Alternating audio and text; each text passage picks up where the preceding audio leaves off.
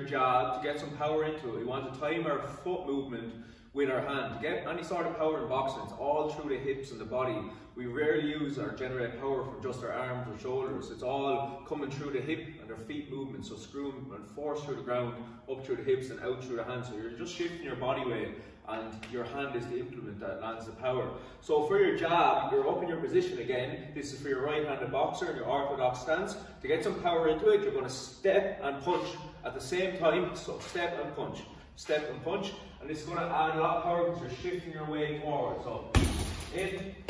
And that's your right hand, or your left hand